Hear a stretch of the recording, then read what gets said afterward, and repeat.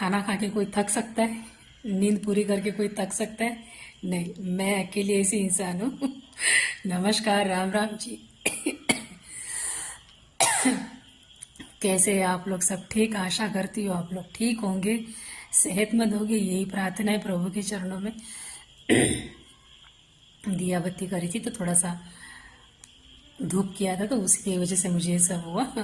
खैर, मैं क्या बोल रही थी कि पूरे दुनिया में एक इंसान मैं ऐसी हूँ जिसे खाना खाने से थकान आ जाती है, और नींद, अगर मैं दोपहर में नींद ले लूँ थोड़ी सी, तो उससे भी मुझे थकान आती है। मतलब इतनी अजीब इंसान हूँ ना, मुझे लगता ही नहीं कि मेरे जैसा कोई अजीब इंसान होगा इस दुनिया में। सारे काम कर लिए मैंने। सुबह मैंने कल जो प्रेस कंट्रोल करवाया था, उससे जो घर में गंदगी पड़ी थी सारे ख़त्म कर दिए।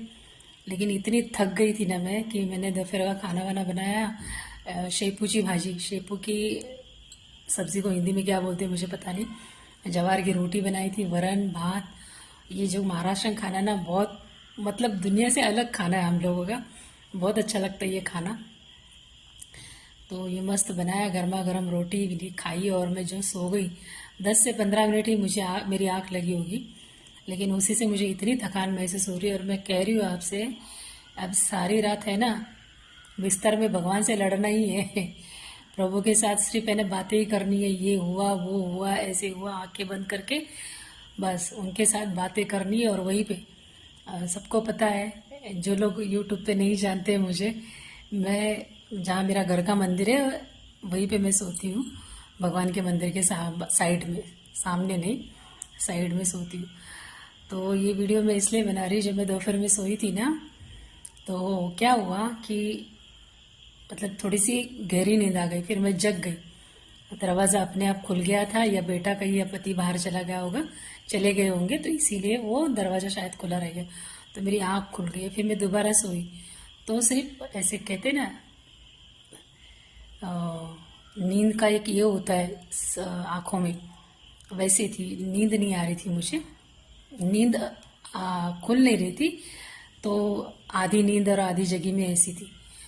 तो बार बार है ना, मेरे पैरों के बाजू में जैसे कोई बैठ के चूड़ियाँ बजा रहा है, और वो आवाज़ इतनी स्ट्रांग थी कि मैं सो ही नहीं पा रही थी। जैसे तैसे करके आंख बंद करूँ, इतनी नींद, गहरी नींद आने लग रही थी मुझे। लेकिन वो चूड़ियों का जो आवाज़ है ना, दोपहर का समय, शाम के दोपहर के 3:30 पौने 4 बजे की बात कर रही हूँ मैं। इतनी चूड़ियों की आवाज़ आ रही थी। क्यों आ रही थी, किस कारण आ रही थी, मुझे कुछ नहीं पता। लेकिन वो चूड़ियों ने मुझे सोने ही नहीं दिया। मैं नहीं पहनती कांच की चूड़ियाँ, मैं ये कंडा पहन लेती हूँ हाथ में। कुछ हमारे त्यौहार होते तब जाके मैं कांच की चूड़ियाँ बहुत पहनती थी पहले। 2-2, 3-3 डजन चूड़ियाँ, सोने के कंगन, सब रहता था। यहाँ से लेके यहाँ तक सारे जेवर पहनती थी, बड़े बड़े कान के, इतना बड़ा टीका, सब पहनती थी। लेकिन एक दिन ऐसा हुआ ना, किसी के साथ मेरा झगड़ा हुआ, मेरी बेस्ट फ्रेंड के साथ मेरा झगड़ा हुआ किसी कारणवश। तो मैं डिप्रेशन में चली गई। मैं इतनी बीमार हो गई ना कि हद से ज़्यादा। मैंने तब से जो है ये जो चोला पहना है ना, तब से इतना बुखार चढ़ गया था मुझे, बहुत बुखार। बुखार से मेरा पूरा शरीर लाल पड़ गया था। तो तब से जो मैंने निकाल के फेंका है ना सब, फिर दोबारा मैंने वो साड़ी और वो जेवर वो कभी पहने नहीं, और मेरे किस्मत में अभी वो है भी नहीं। अभी मेरे यही जेवर है, माला, कंठी माला, यही सब पहनती हूँ।